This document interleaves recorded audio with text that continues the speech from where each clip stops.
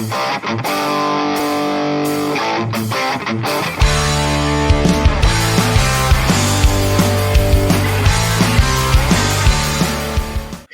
back. How you doing? How you doing? Great. Thanks for holding it down for us all day, Jayme, and good to have you back on. We're trying. The comments have been a little slow lately, guys. It's like you guys must be busy or something out there.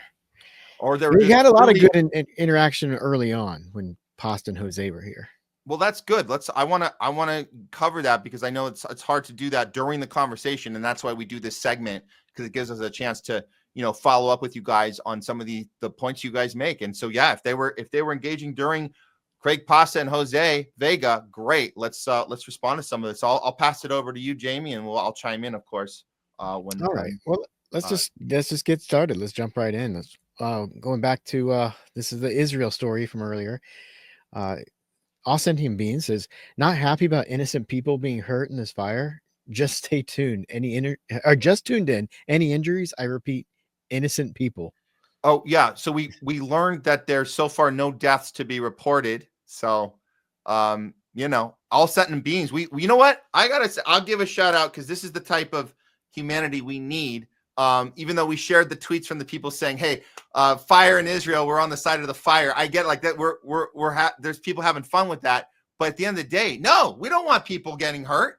That's the main thing. So no, I think that there might have been some people, a couple little small injuries, but no casualties have been reported. I just will say that no casualties have been reported. I think the point here, though, was saying innocent people, as if the people getting hurt aren't innocent. Oh, I see. I think that's the insinuation here, because I think that's what they were going for at that. But I may be wrong. Maybe I'm misreading it.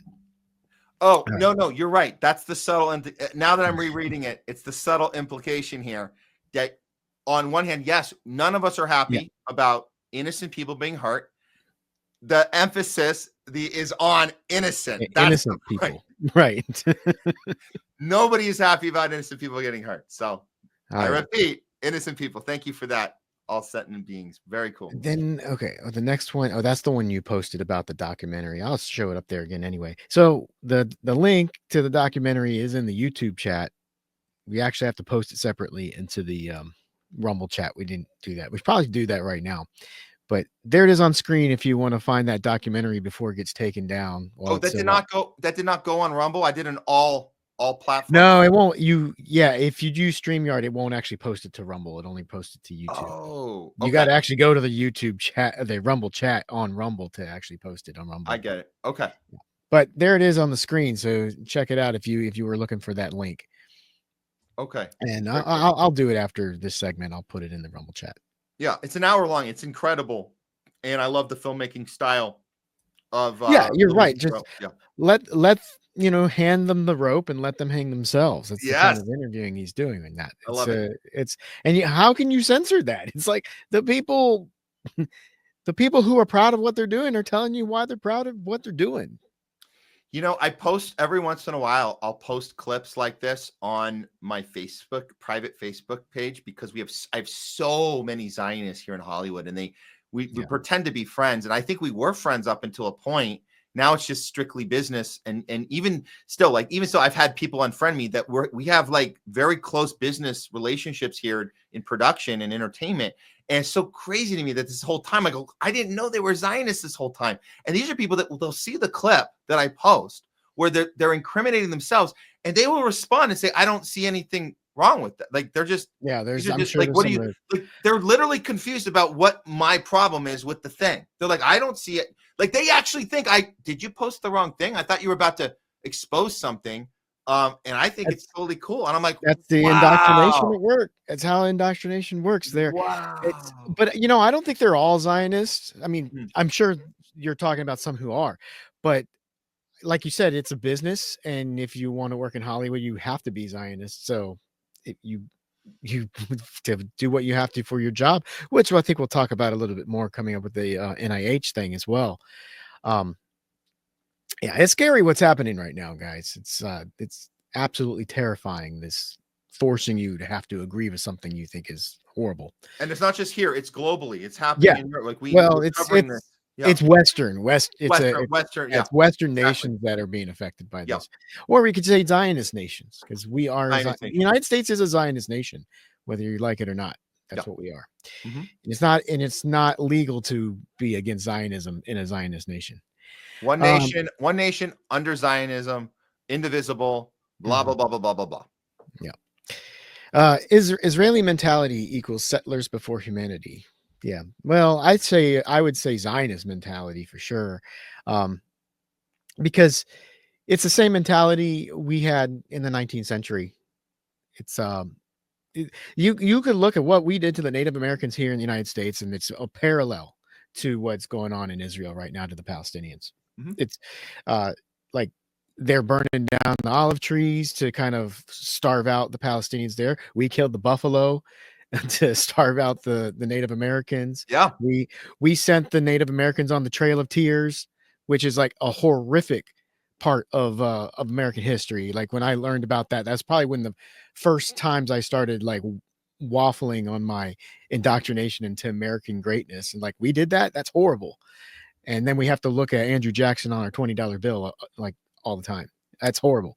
But they did the same thing with the Nakba in Israel, and doing it again now. We we would we would make deals with Native Americans, like, and then some of them became Christians and were like totally adapted to the colonial society, but it didn't matter because they were Indians. They were rounded up, taken off their land, and sent on that Trail of Tears to go out to Oklahoma. It didn't matter if they were pledging allegiance to the United States or not. Yeah, you were Native. You got to go.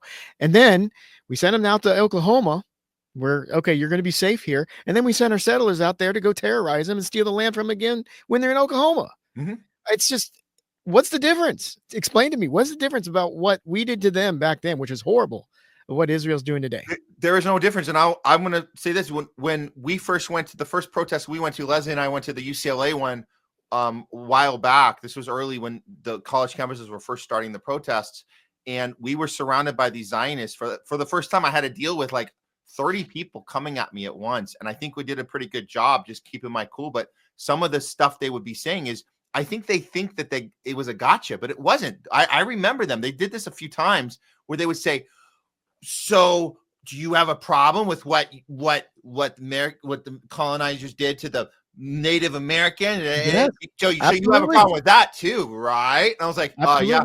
Yeah, it's horrible. And you know what's so funny? I'm deeply ashamed of it as an American. That's part of my history. It's an awful thing that we did. It's awful. And I saw the look in their faces. They thought they were going to get me and have me go, no, Israel's the only, because they actually think that we're anti-Semitic. That's what they think it is. So they was like, there's no way we're going to get this guy on.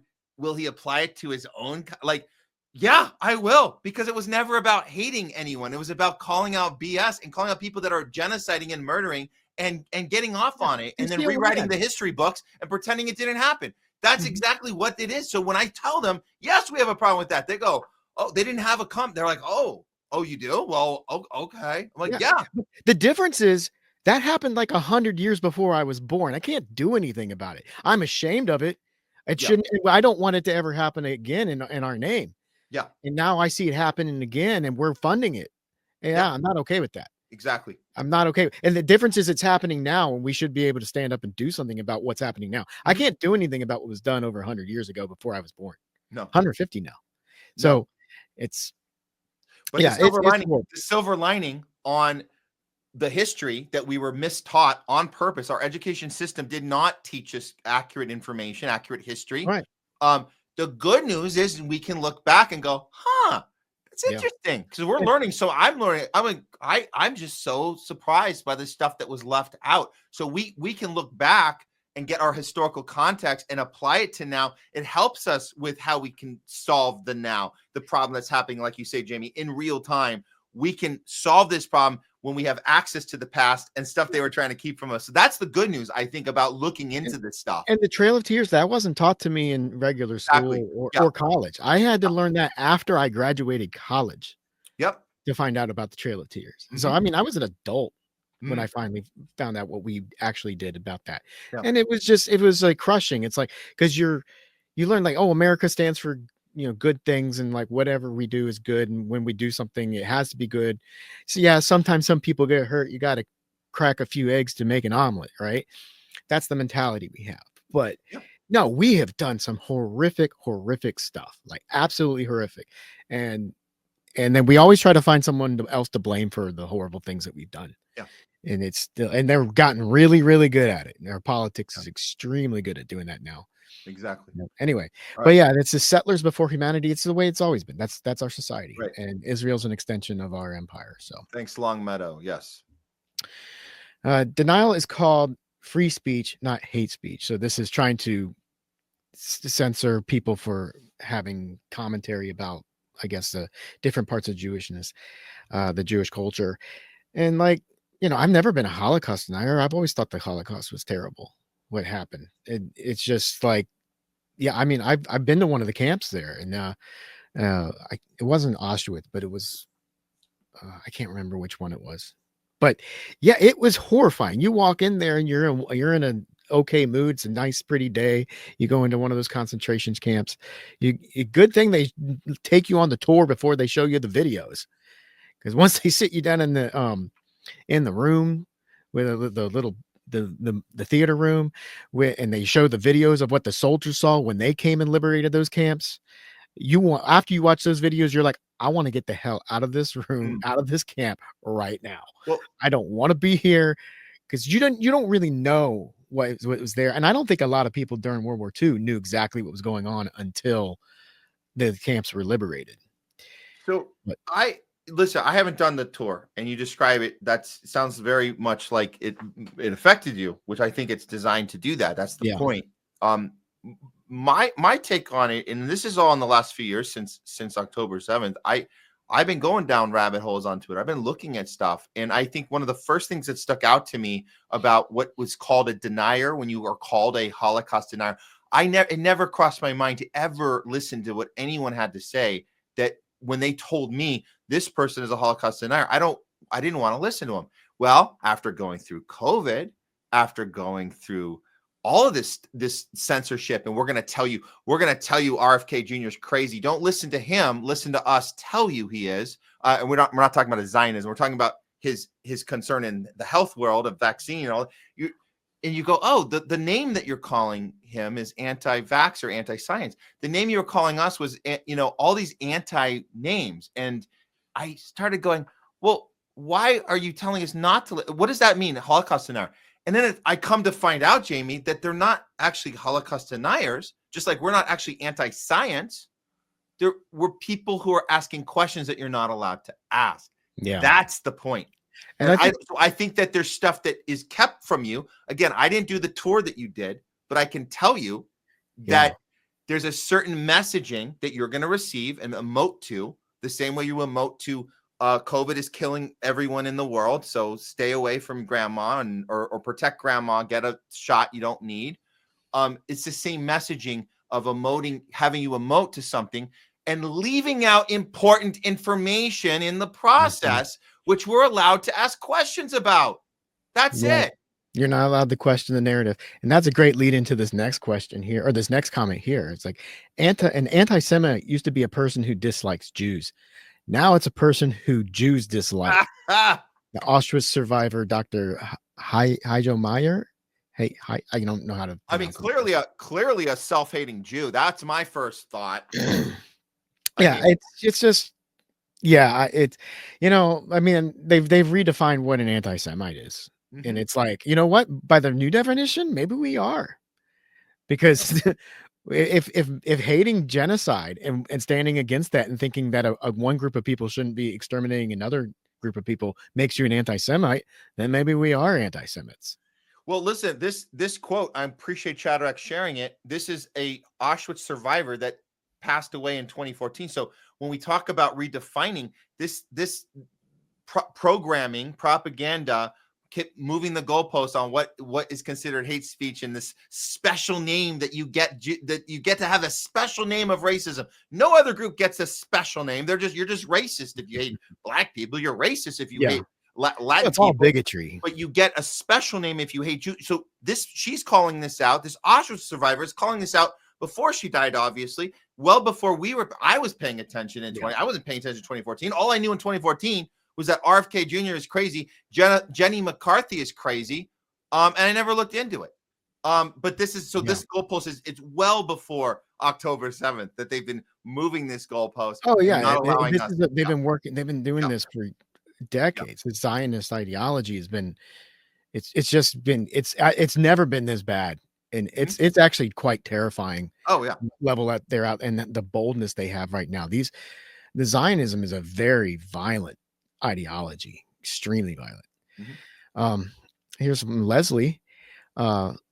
Is there a word for someone who dislikes genocidal war criminals or intent to genocide? And yeah, I think the word is you're anti-Semite. If you hate those things, if you dislike genocidal war criminals, you're an anti-Semite now. Never mind the fact that if you're pro Palestinians living, those Palestinians are Semitic people, which by definition would make you pro Semite. No. Oh, by the way, Leslie uses the word intent, and that's important because that's another one of the messaging of why it's okay to blow up babies and blow up innocent people and sleep well at night is intent. That's their language. They say, well, they had an intent to genocide us. Yeah. So we're going to do it first. Well, I think the intent is to steal the land from the people who live there. That's the intent. Yeah, but we don't have to even show intent. You're just doing it. Like we don't have to pretend and go, oh, we speculate that you want to do that. No, you're doing it. Meanwhile, their argument is intent. That's all they have. It's, oh, if they had more means, they would have killed more people on October 7th. They would have chopped off more heads of babies, which we can't show you because I can't show you, but it's on my phone. I won't show. That's what they were doing to us, by the way. But then they show us all the pictures of the Palestinian babies getting killed. Oh, well, now we're those on our phone. Sharing that on social media. But then those don't count because those aren't people. Those are Palestinians. They're not. But we should come up with our own. Leslie, she said, asking about we should come up with our own word, not let them call us something. We should come up with a word about not like we actually hate people who cause genocide. We actually do. If you were intentionally doing this. Well, we used to call those people Nazis as a pejorative. The people who want to do genocide. Yeah. I don't think that term really applies here today, but the behavior's similar. Yeah.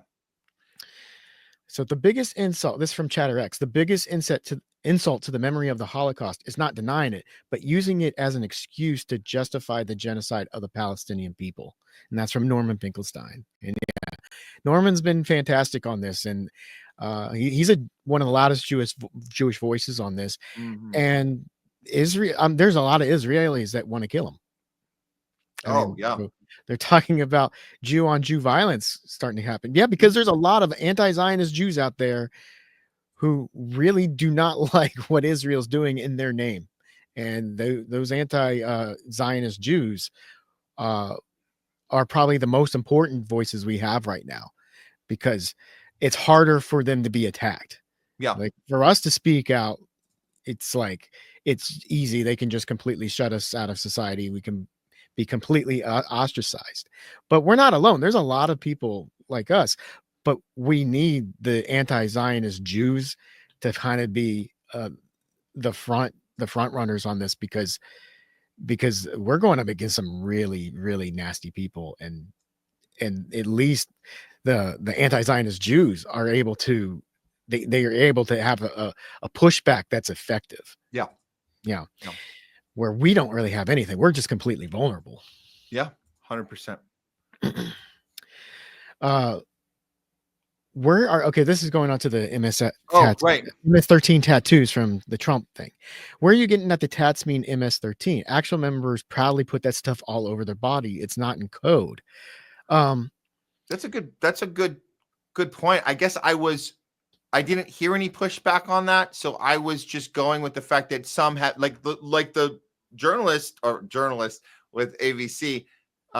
This guy actually said some are interpreting it that way, and which is true. So we went with that interpretation, but it might not even mean that at all. But the point is that we're trying to make was that the numbers and letters were put on top of the picture, and Trump didn't know that. That was the point.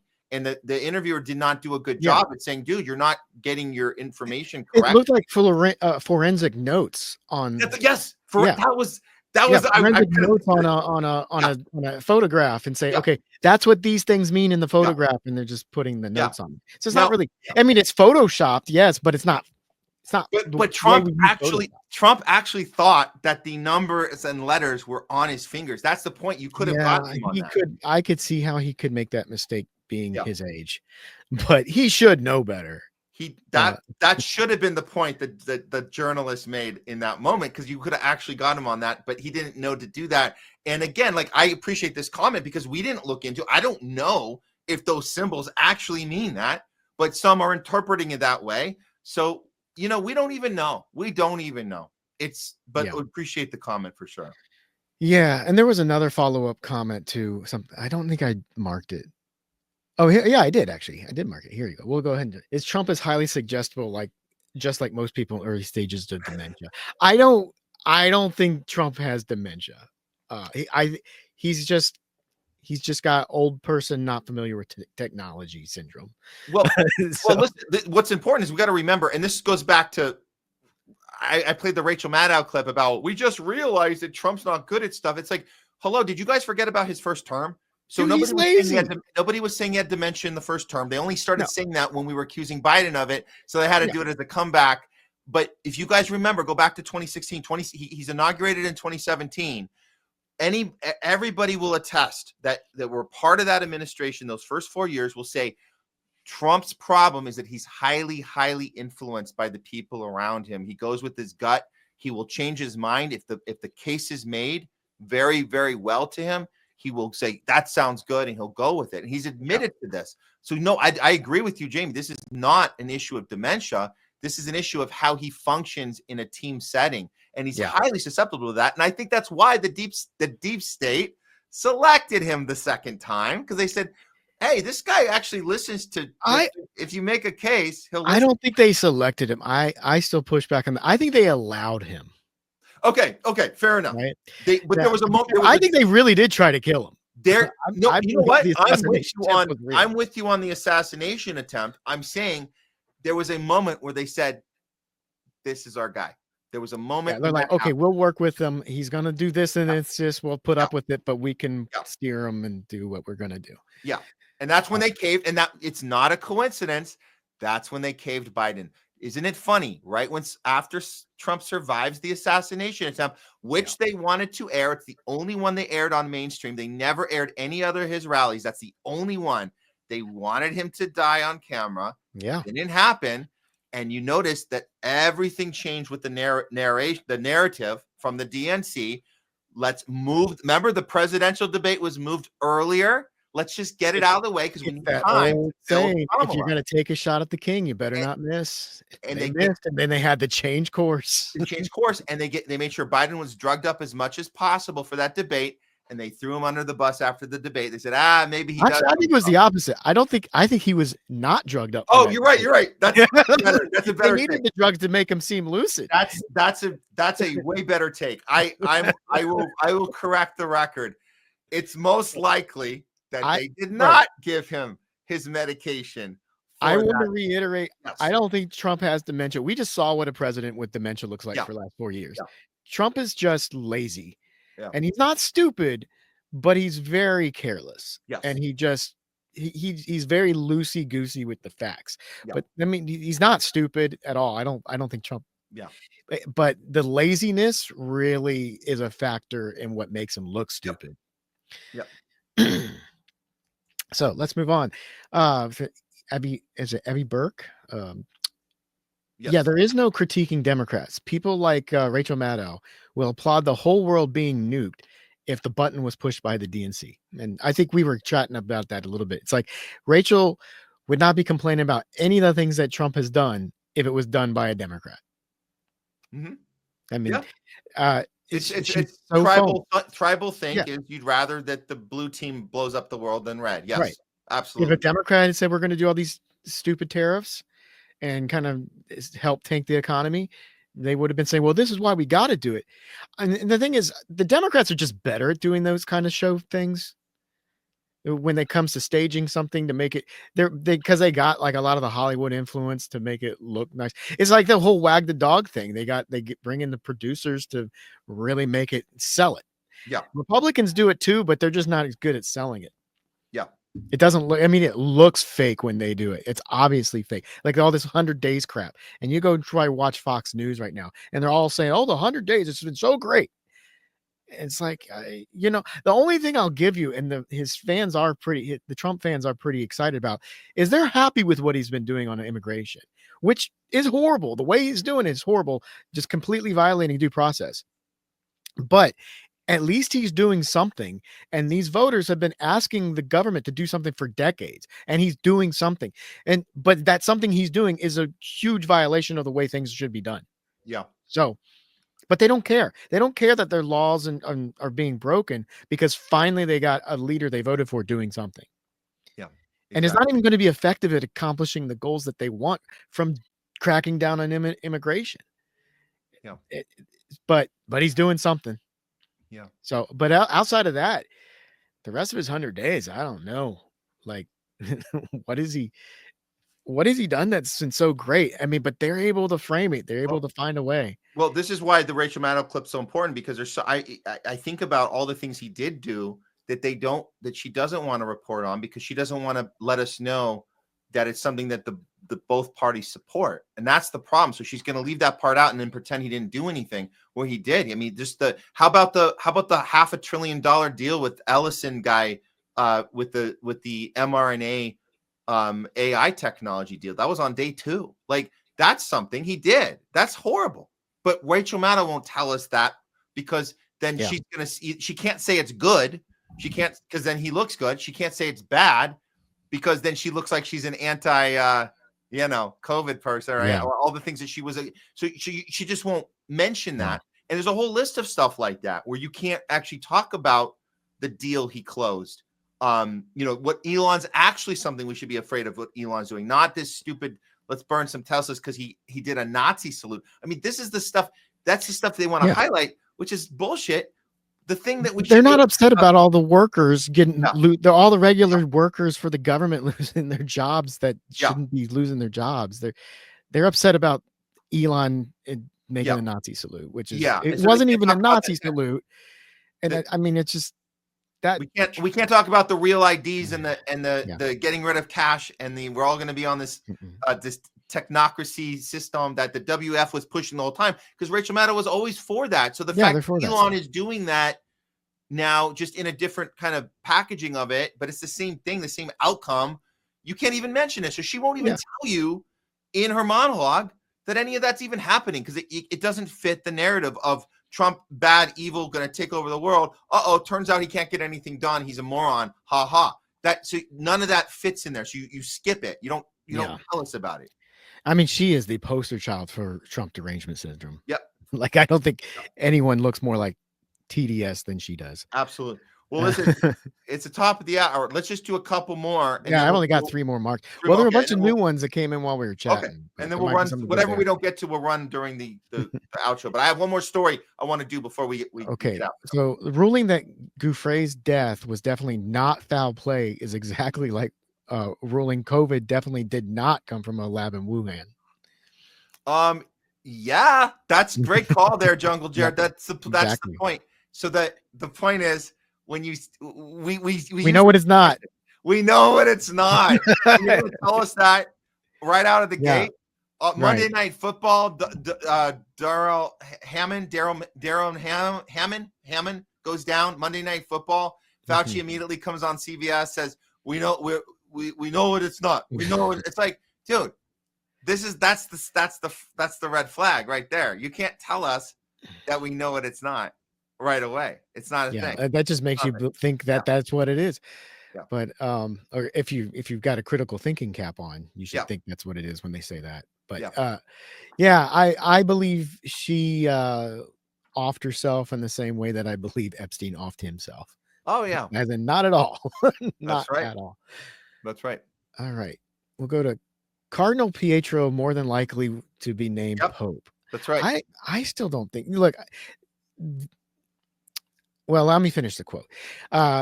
he will then convince some ill-informed Christians worldwide that greater Israel is what the world needs now or in the future. Not good, in my humble opinion. Long Meadows.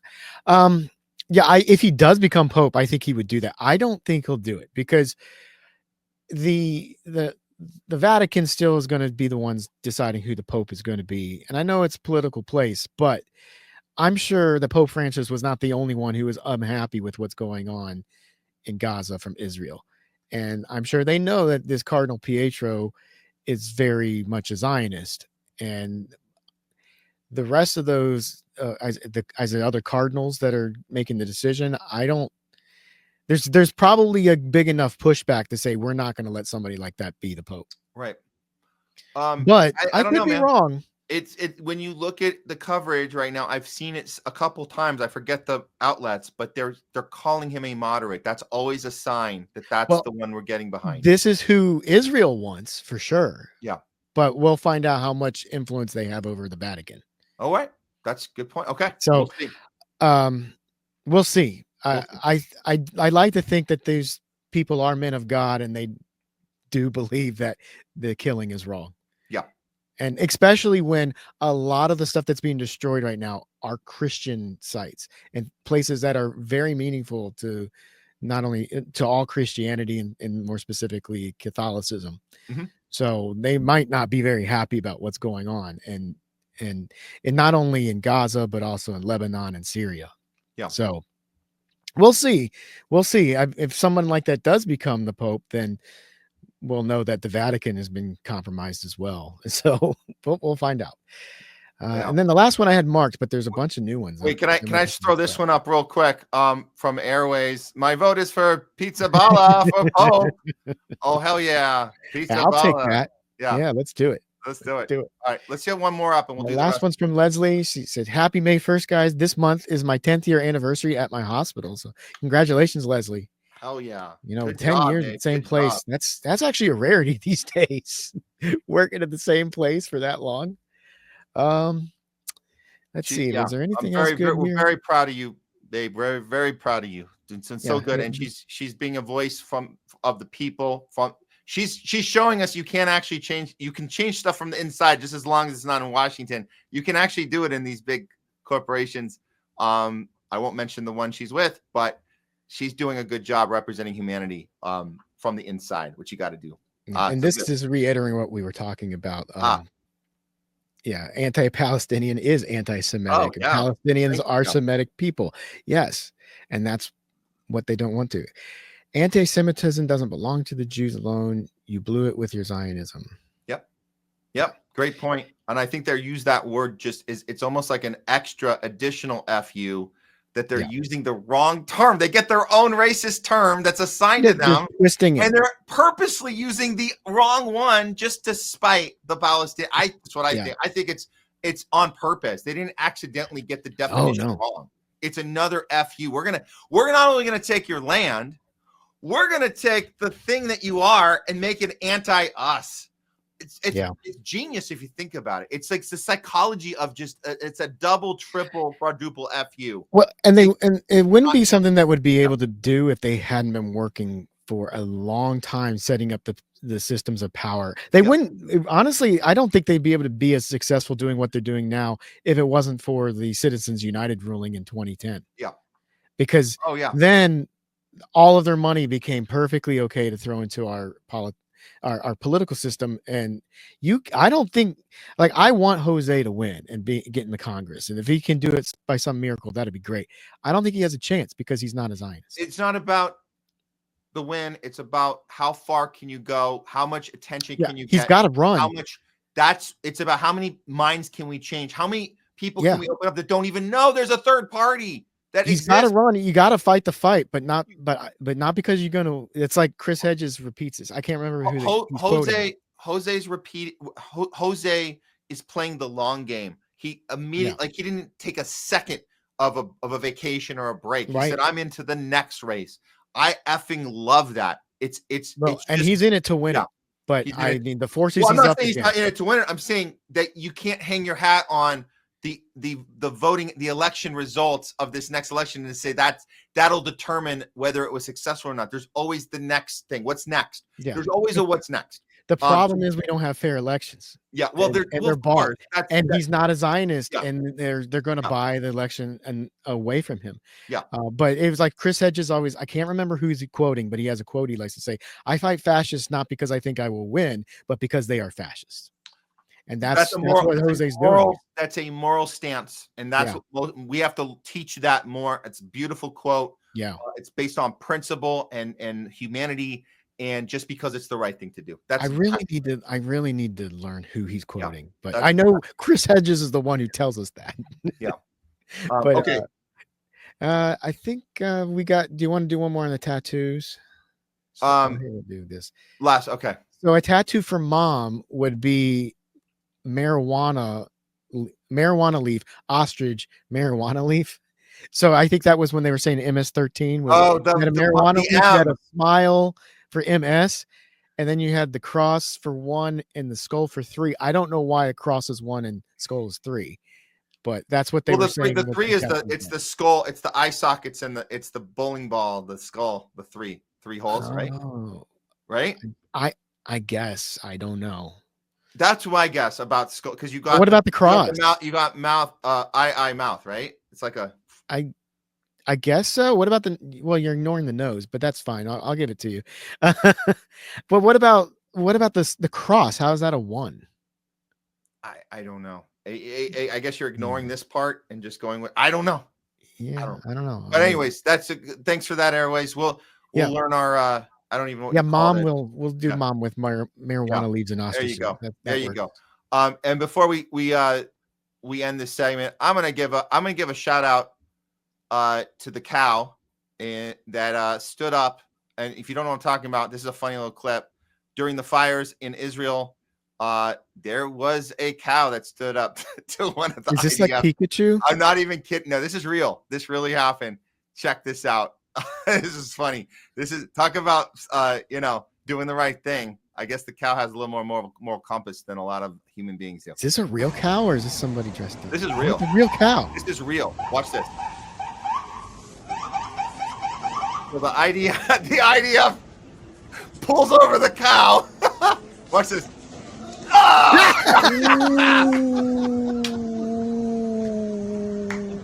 The guy filming goes, ooh. You guys like that? You want to see it again? Let's see it again. Let's see it again. Was this because of the fires? Somebody posted it with the fires. I can't verify it at the same time, but it's new. I hadn't seen it on Twitter yet till this morning. Well, I mean, I don't even. Are we sure this is actually IDF? Yes, we're sure it's IDF. Yes. I mean, because that could be anywhere. I mean, that could be happening in Montana and still laugh. That's funny. Okay. Well, I mean, well, it's funny nonetheless. So we'll go with that. The cow knew better. And by the way, Montana or Jerusalem or Tel Aviv or LA or New York, it doesn't matter. We've already covered this. You guys, if you don't know, our police gets trained in Israel. I don't think you guys know that. If you didn't know that, we knew that they took cues from Israel. We knew that they had the playbook of Israel, of the IDF. No, they literally fly police to Israel on taxpayer money and get trained in Israel and then come back here. It happens in New York. It happens in Chicago. It happens in LA. I don't know if you guys were aware of that. That's a fact. Yeah. And they're the consultants on building the cop city. Yeah. Or I guess the cop cities, because the one in Atlanta was just the first one. Yeah, we're in a bad place. Yeah. I mean, the future of America right now is actually quite terrifying. All right. Let's do a couple jokes off the cow. Airways. That cow is Hamas. And then Wish Go gets in on it. Moo, excellent. Very cool. And hey, Leslie, that cow is an ass. That's great. I got to give it to Airways though. This is the one. Yeah. The cow is Hamas, as Bernie Sanders would say. Now, if that was in India, they probably wouldn't even think about stopping the cow, right? Yeah. They'd have to just let it go and do its thing. Let it go. Like I saw something too. It was a meme about when they banned showing the Pakistan flag, the flag of Pakistan. And so you couldn't show that in one of the provinces in India. So people painted it on a cow. Oh, that's smart. Yeah, yeah. So yeah, they couldn't do anything about it. It's kind of funny. Yeah. I mean, this Okay. idea of banning things that you don't like, it is just absolutely terrifying. We got to protect free speech, Yeah. and if it's a freedom of speech is under assault right now. Yeah. And we know who's doing it, but we're not allowed to talk about who's doing it because they know, oh, you're the bad guy for mentioning that these other people are taking our rights away. Well, here's what we can do about it. We can't talk about who's doing it, but we can educate people on how free speech is supposed to work. So this is regardless of who's responsible for taking it from us. We need to remind people. I don't think people know how freedom works. They don't. They love talking about freedom and saying the word. A freedom and a right are things that are not. This is different than a privilege. When you start acting as if you do something bad, I'm going to ground you and put you in your room. That's taking away a privilege. When you get grounded, you don't get to use your iPhone. You don't get to go out tonight. That's taking away a privilege and punishing you for something you did. You cannot take away a right. Otherwise, it becomes a privilege and therefore no longer a right. A human right is just a right, no matter what. Okay? Unless you're incarcerated, there's certain things you can't do. If a court finds you guilty, you can't. There's certain rights that are taken away in that regard. But you can't just willy-nilly say, we don't like what you're saying, we're taking away your right. Yeah. You can't do that. Well, like when they take away your voting, you're not supposed to be able to take away people's ability to vote. That's a great point. When you get out of prison, do it anyway. When you serve your time, you should be able to be back to a citizenship, and your rights are not privileges. And you didn't even touch on the story too that came out this morning where Texas is banning political memes. And that's insane. That is like could you have a more clear-cut case of violating the First Amendment than passing that law? And if you're going to make a political meme, you got to put a disclaimer on it. Well, the disclaimer should say the Texas legislature doesn't believe in the First Amendment of the U.S. Constitution. Jayme, we had this happen in California already. Gavin Newsom already did this to us a year and a half, actually, before he was fired. Yes, he said if you're going to share something that is what do you call it? Like you have to specify in very specific detail that it is a comedy, it's a spoof, it's not real. If you don't tell people it's not real, you are breaking a law and you're misrepresenting something, even if the thing speaks for itself. Like, for example, if somebody dresses up as Kamala and someone dresses up as, and we did this, we shared what Newsom said you can't do anymore because it's confusing people. And then you do it. You have to specify this is satire, it's not real. If you're doing something that is supposed to be funny, which is like Donald Trump debating Kamala and it's people dressed up and doing it, you have to tell your audience that it's not real. And if you don't, you're misrepresenting and you're violating some weird law, and you can be fined. You can be. I don't think this he wasn't talking about arrests at the time. He was talking about arrests. Fascism we're dealing with. You have to do, and it's both sides. Disclaimers. You got to put a disclaimer on the stuff you put out. If you don't put the disclaimer, you will be fined. You will be demonetized. Dude, you'll be canceled. You'll be fired. Yeah, if I was in Texas, I would be motivated to put out something every day. Yeah. And say, okay. And by the time I got to court, that say like there's 300 counts of violation. Absolutely not guilty, because this is a clear-cut violation of the First Amendment of the United States Constitution. Yeah. So, but I don't think they care. I think it'll stand because it will stand. It'll stand because our government has gone down this path, and it's a dark path, and they're going to stand behind it. I don't trust our court systems anymore. It'll stand because it's not a unique Trump thing. It's not a unique Republican thing. It's an everyone's in on it. We see exactly why I brought up Gavin Newsom. It's a thing that everybody gets behind. It's protecting ourselves from ourselves. We have to stop the domestic terrorism. Stop it here. We fight him over there so we don't have to fight him here. Meanwhile, we'll police ourselves here and we'll protect ourselves from our own speech. Speech is violence, words are violence. This the whole thing. So it's just how you package it, but they're all doing it. Well, the other reason it'll stand is because, like when you talk to Garland, the ACLU isn't worth a damn anymore. Yeah, no, The exactly. ACLU would be the ones who used to turn to you would turn to fight this. Yeah, but they're going to back it. Yeah, because they've been completely flipped and compromised as well. So it's actually quite terrifying. The country I was taught America is supposed to be no longer exists. Maybe it never did. Dead and gone. Maybe it never did.